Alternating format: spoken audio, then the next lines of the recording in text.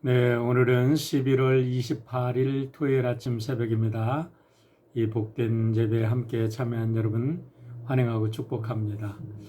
오늘도 무반주로 우리 찬송을 드려야 되겠어요. 우리 내일이 대강절 첫 주일인데 우리 대강절을 맞아서 주제곡이 된다고 생각하는데 우리 104장, 새 찬송가 104장입니다. 곧 오소서 임마누엘. 우리 무반주로 함께 우리 옛날 교회에서 반주도 없이 피아노도 없이 그 예배드리던 생각하시면서 우리 함께 찬양 감격으로 함께 찬양 한번 주님께 올려드리죠. 네. 곧 오소서 임마누엘 구하소서 이스라엘 그 포로 생활 고달파 메시아 기다립니다.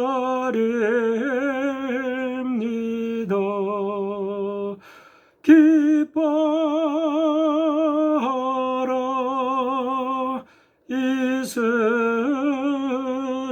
이스라엘 걸어시리오 임마누엘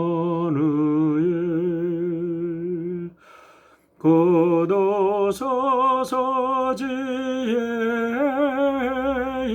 주 온 만물 질서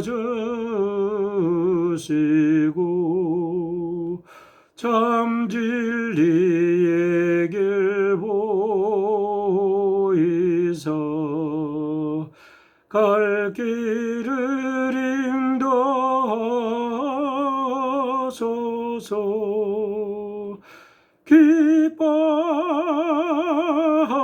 기뻐하라 이스라엘 걸어시리오 임마누엘 곧 오소서 소망의 주 만 백성 한 마음 이루어 시기와 분쟁 없애고 참 평화 채워져소서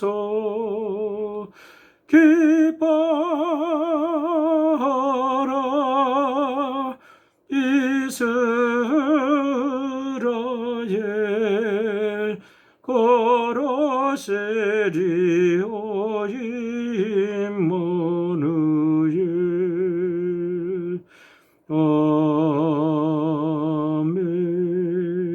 아멘. 우리 함께 기도하겠습니다. 자비로우신 아버지 하나님 감사합니다.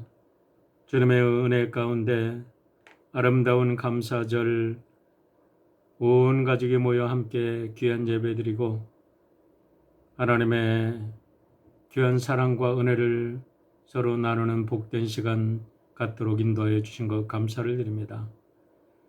이제 감사절을 마치고 내일부터 우리 주님께도 이 땅에 오신 강림절 기뻐하며 감사하며 우리가 예배하기를 원합니다. 사랑하는 귀한 성도들의 마음과 저들의 가정과 저희의 기업이 우리 주 예수 그리스도를 모셔드리는 아름다운 요람이 되게 하시고 하나님께서 영광 받으시고 우리 땅에는 평화가 가득 넘치는 복된 계절이 되도록 우리 모든 성도들 지켜주시고 주님의 날개 아래 품어주셔서 한 사람도 어려움 당하지 아니하고 이 복된 계절에 감사와 영광 하나님께 온전히 올려드리는 주님의 거룩한 백성들 되도록 인도하여 주시옵소서. 감사드리며 예수님의 이름으로 기도하옵나이다. 아멘. 네, 오늘은 에가서 4장 말씀입니다. 우리 4장 말씀 오늘도 제가 읽어 드리겠습니다. 우리 함께 책을 펴시고 함께 우리 에가서 4장 함께 읽습니다. 아 슬프다. 어찌하여 금이 빛을 잃고 어찌하여 순금이 변하고 성잔 돌들이 거리 어기마다 흩어졌는가. 순금만큼이나 고귀한 시온의 아들들이 어찌하여 토기장이들이 빚은 질그릇 정도로나 여김을 받는가. 들깨들도 제 새끼에게 젖을 물려 빨리는데 내 백성의 도성은 사막의 타도처럼 잔인하기만 하구나. 젖먹이들이 목말라서 혀가 입천장에 붙고 어린 것들이 먹을 것을 달라고 하여도 한술 떠주는 이가 없구나. 지난날 맛있는 음식을 즐기던 이들이 이제 길거리에서 처량하게 되고 지난날 색동옷을 입고 자라던 이들이 이제 거름더미에 뒹구는구나. 예전에는 저 소돔성이 사람이 손을 대지 않아도 순식간에 무너지더니 내 백성의 더덩이 지은 죄가 소돔이 지은 죄보다 크구나. 예전에는 귀하신 몸들이 눈보다 깨끗하며 우유보다 희고 그 몸이 산호보다 붉고 그 모습이 청옥과 같더니 이제 그들의 얼굴이 숯보다 더 검고 살갗과 뼈가 맞붙어서 막대기처럼 말랐으니 거리에서 그들을 알아보는 이가 없구나. 굶어 죽은 사람보다 차라리 칼에 죽은 사람이 낫겠다. 다쳐서 죽은 사람이 먹거리가 없어서 서서히 굶어 죽어가는 사람보다 더 낫겠다. 내 백성의 도성이 망할 때에 자애로운 어머니들이 제 손으로 자식을 삶아서 먹었다. 주님께서 진노하셔서 타오르는 분노를 퍼부으셨다. 시온에 불을 지르고 그 터를 사르셨다. 예루살렘 성문으로 대적과 원수가 쳐들어 갈 것이라고 세상의 어느 왕이 세상의 어느 민족이 믿었는가. 그러나 이런 일이 일어나고 말았으니 이것은 예언자들이 죄를 짓고 제사장들이 악한 일을 하여서 성 안에서 의로운 사람들이 살해되었기 때문이다. 지도자들이 맹인들처럼 거리에 헤매지만 피로 부정을 탄 몸이라서 아무도 그들의 옷자락을 만지지 않는다. 사람들이 그들을 보고 비켜라 더럽다 비켜라 비켜 물러서라 하고 소리친다. 그들은 가버렸다. 그들은 떠돌이가 되어야 한다.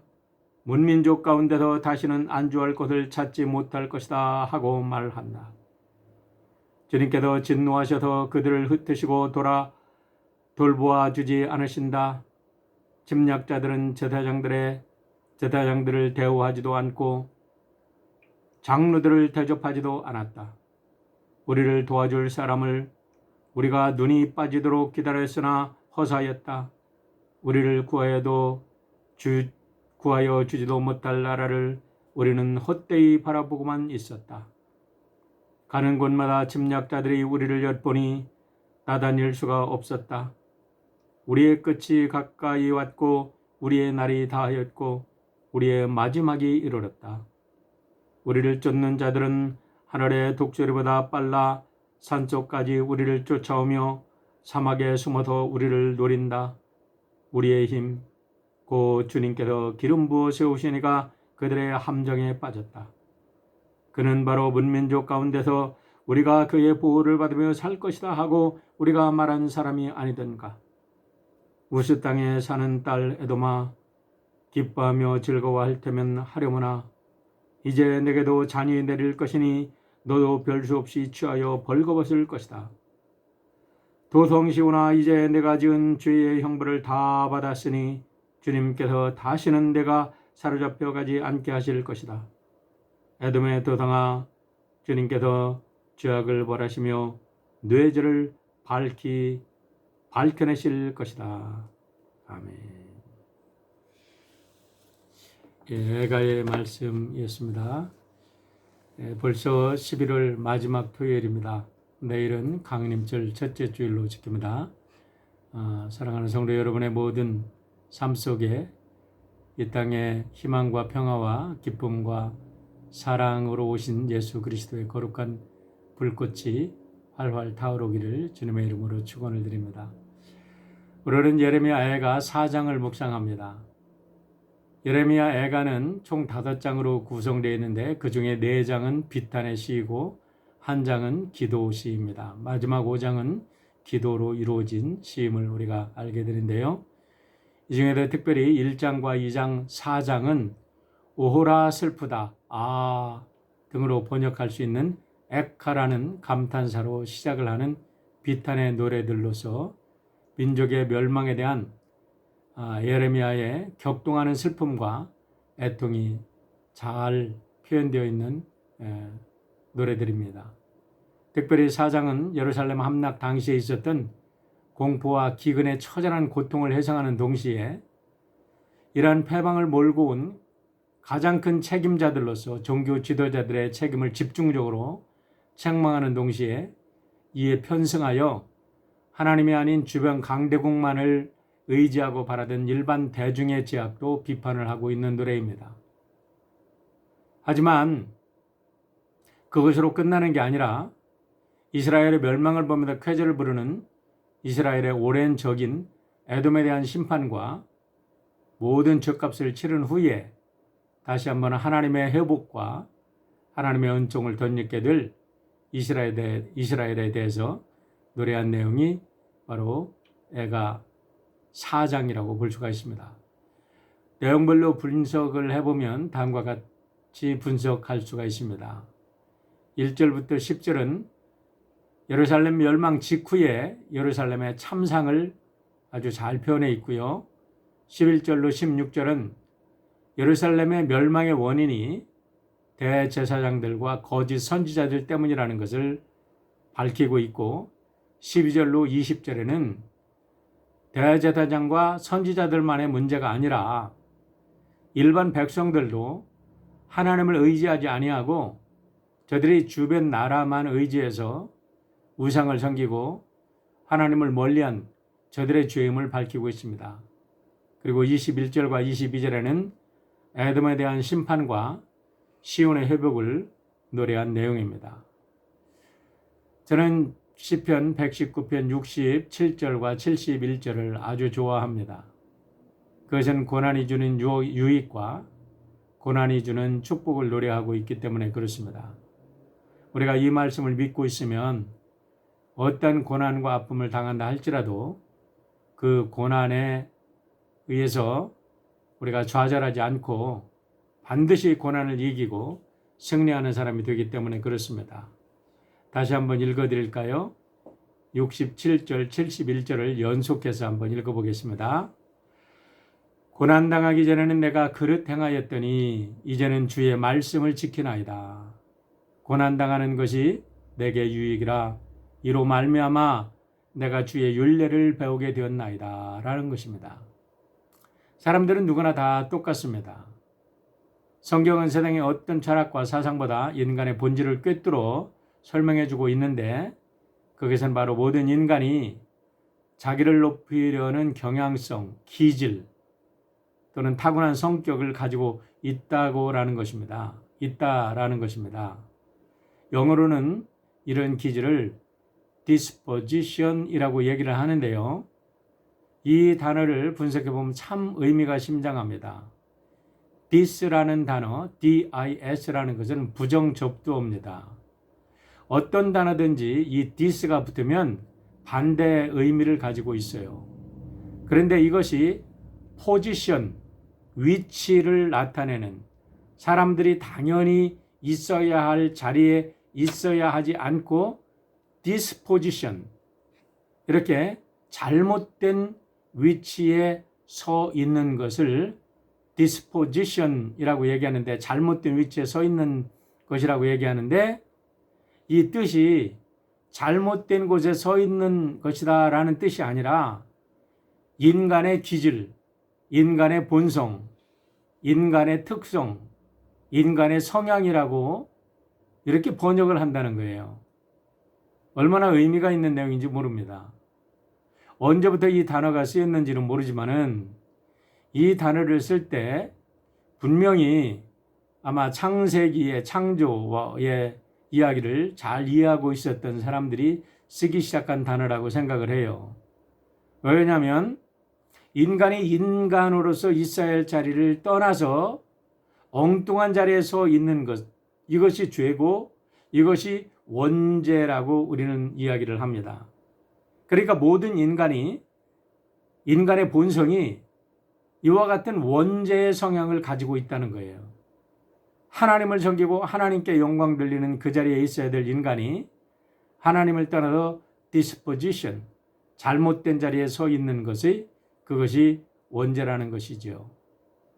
그런데 놀라운 사실은 오늘 본문에서도 우리는 그와 같은 잘못된 인간의 성향을 우리가 살펴보게 되고 그 인간이 구원받을 수 있는 오직 유일한 길은 우리가 예수 그리스도를 통해서 하나님께 다시 돌아와 하나님 앞에 서야 한다는 것을 보여주고 있습니다. 1절로 10절에 보면 예루살렘이 멸망 직후에 얼마나 그 참상이 끔찍스러운가를 정확하게 표현하고 있습니다. 특별히 4절과 9절, 10절이 그때의 상황이 얼마나 심각했는가를 이렇게 보여주고 있습니다. 4절의 말씀을 보겠습니다. 젖먹이가 목말라서 혀가 입천장에 붙으며 어린아이들이 떡을 구하나 떼어줄 사람이 없도다.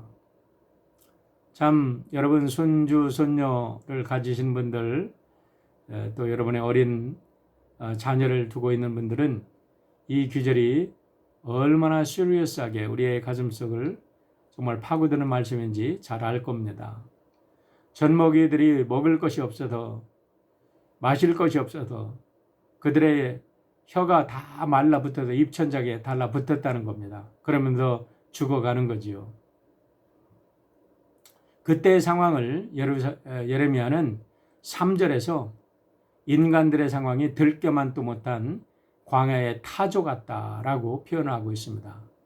아마 타조는 자기 새끼들에 대해서 이렇게 굉장히 모질게 구는 모양입니다. 9절과 10절의 말씀을 보세요. 칼에 죽은 자들이 줄여 죽는 자들보다 나음은 토지 소산이 끊어지므로 그들은 찔림받은 자들처럼 점점 쇠약하여 가미로다. 점점 쇠약해도 굶어 죽어서 고통받고 죽느니 칼에 죽는 게 낫다는 말입니다. 10절 말씀을 보세요. 딸 내 백성이 멸망할 때에 자비로운 부녀들이 자기들의 손으로 자기들의 자녀를 삶아 먹었도다. 굶주림이 인간을 얼마나 비참한 상태로 몰아가는지 부모들이 자기의 자녀들을 삶아먹는 지경까지 이르렀다고 이야기를 하는 거지요. 그런데 이 모든 것들이 원인은 창조자 하나님을 떠난 결과임을 보여주고 있는 겁니다.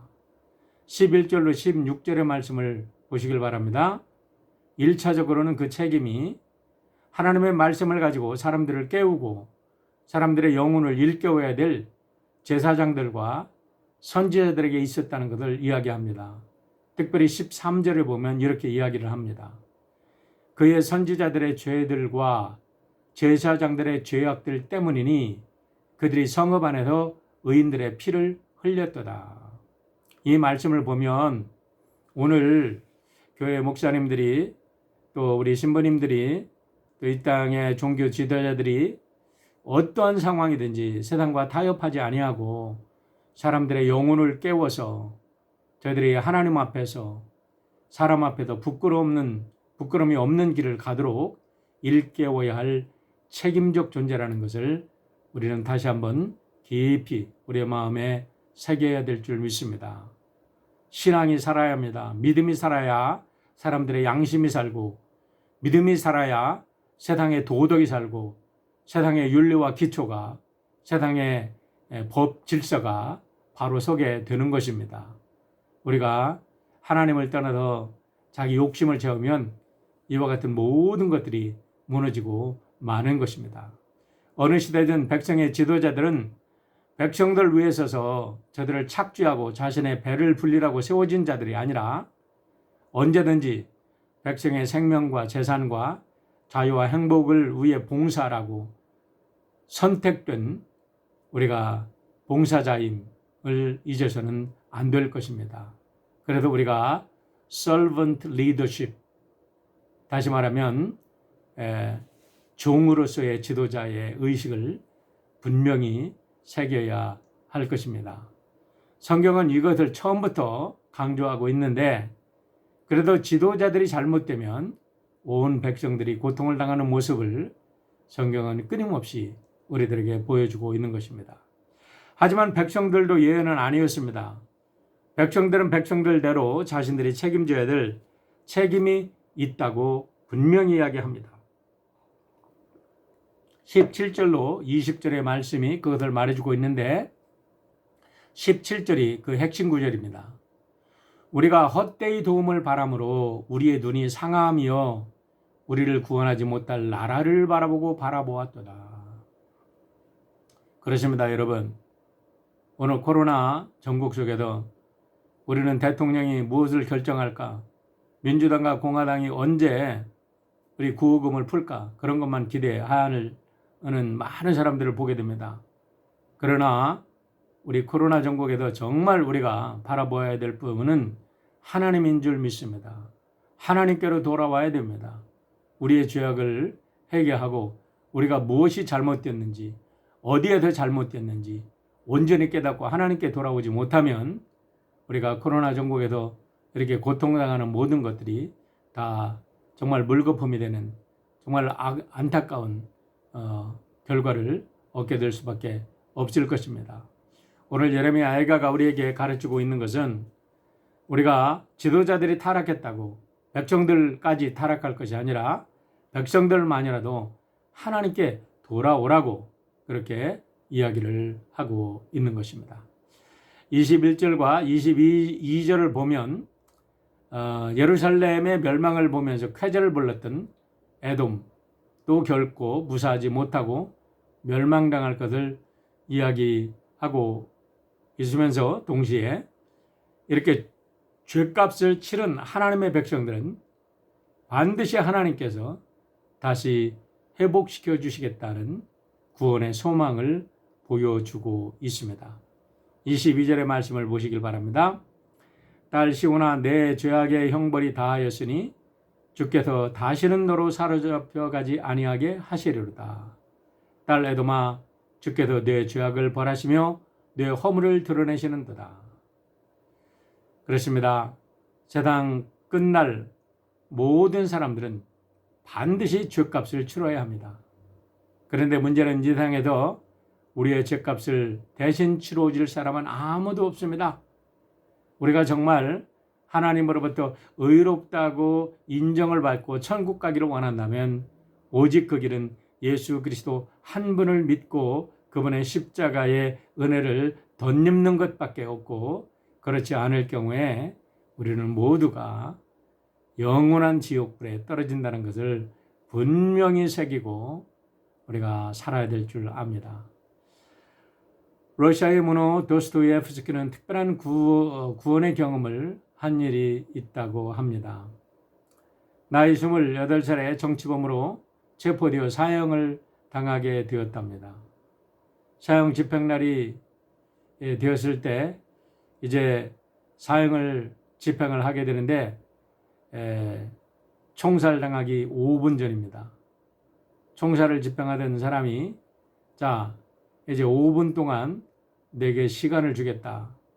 내가 마지막으로 생각할 일, 또 마지막으로 하고 싶은 일이 있으면 하라고 이야기를 하더랍니다. 최후의 5분은 짧았지만 너무나 소중한 시간일 수밖에 없지요. 그래서 도스토예프스키는 이분은 자기가 알고 있었던 사람들에게 마음으로 이별하는 데 쓰고, 이분은 오늘날까지 자기를 살게 해주신 하나님께 감사의 기도를 드리고, 또 자기 옆에 있었던 다른 사형수들에게 작별을 구하고, 나머지 일부는 아름다운 자연을 둘러보고 최후까지 자기를 서게 해준 땅에 대해서 감사하기로 결단을 하고 이제 가족과 친구들 생각하면서 마지막 이제 작별의 인사를 구하려고 하는데요. 2분이 지났을 때 놀라운 일이 벌어졌다 그래요. 갑자기 멀리서 사형 중지를 외치면서 급한 황제의 사신이 달려왔는데 그것으로 인해서 이 도스토옙스키는 아주 사형 일보 직전에도 생명을 구하고 저 시베리아 동토 땅으로 유배를 떠나게 되었다고 그래요. 그런데 그는 그 순간부터 완전히 하나님께 붙들려서 그 동토의 땅에서 인류의 역사에 영원히 남게 될 죄와 벌, 까라마조프의 형제들, 영원한 만남 같은 불의의 명작들을 저술을 하게 되었다고 이야기를 합니다. 사람은 누구나 편안하고 행복하게 살기를 원합니다. 하지만 인간인 이상 누구나 어떤 형태로든지 죄를 짓게 되고 우리는 또 그 죄로 인해서 고통과 아픔을 당하게 됩니다. 그때에 깨닫고 주님 앞에 돌아온다면 사람들은 참모습을 발견하고 우리는 믿음을 통하여 영원히 구원받는 새로운 사람들이 되지만 우리가 깨닫지 못하고 그래도 더 악한 길로 달려갈 경우에는 이제 영원한 형벌에 빠지게 된다는 것을 우리는 다시 한번 깊이 새겨야 될 줄 믿습니다. 이상 누구도 자만할 수 없습니다. 나만은 예외라고 생각할 수가 없습니다. 왜냐하면 우리 모두는 죄인이기 때문에 그렇습니다. 이제 대강절, 이 인류의 죄를 구속하시기 위해서 오신 우리 예수님을 기억하며 날마다 주님을 묵상하는 가운데 여러분 모두 이 코로나 전국에서 하나님의 백성으로 승리하고 하나님의 백성으로 하나님의 생명과 사랑을 증거하는 아름다운 증인으로 다시 거듭나서 이 어둠 속에서 지금 멸망되어가는 이 세상을 구원하는 하나님의 복된 사람들이 되시기를 주의 이름으로 축원합니다. 우리 이 시간 함께 기도하시겠습니다. 앞에도 말씀드렸듯이 내일은 대강절입니다. 우리 대강절을 맞으면서 온 가족이 함께 협력해서 가정을 성전으로 아름답게 꾸미는 그런 복된 일을 한번 해보시길 바랍니다. 코로나 사태가 힘들고 어렵고 참 길어지지만 이제 12월 중순부터 백신이 이제 모든 사람들에게 접종이 된다 그래요. 희망을 가지고 우리 건강 잘 지키시고 어렵고 힘든 분들 격려하시고 이 어려움을 믿음으로 승리하시길 바랍니다. 성도들의 가정, 비즈니스 그리고 이제 교회 오픈을 위해서 함께 기도해 주시길 바랍니다. 함께 기도하겠습니다. 자비로우신 아버지 하나님 감사합니다. 오늘도 귀한 날 허락하여 주시고 우리가 주님의 은혜와 희망으로 새해를 맞게 하여 주심을 감사합니다. 우리의 현실은 어렵고 힘들지만 그러나 현실을 바라보고 우리의 마음이 낙심하고 절망에 빠지지 않게 도와주시고 어떠한 상황 속에서도 하나님을 바라보는 자들에게 영원한 부활 생명으로 도와시고 축복하시는 하나님의 능력을 덧입고 승리하는 주님의 귀한 백성들 되도록 인도하여 주시옵소서. 이제 감사절 지나고 대강절을 맞이합니다. 이 귀한 강림절에 우리 주 예수 그리스도의 오심이 우리 성도들의 가슴마다 저들의 가정 위에 저들의 기업 위에 그리고 사랑하는 이 세상의 모든 교회들 위에 함께하도록 축복하여 주시옵소서. 이 땅의 모든 백성들을 사랑하시는 주님, 우리가 이제 이 아름다운 계절에 우리 주 예수 그리스도만이 우리의 살 길이요 생명임을 온 땅에 증거하는 주의 증인들이 될 수 있도록 힘 주시고 능력 주시고 붙잡아 주시고 인도하여 주시옵소서. 감사드리며 예수님의 이름으로 기도하옵나이다. 아멘. 네, 오늘도 복된 하루 지내시길 바랍니다. 감사합니다.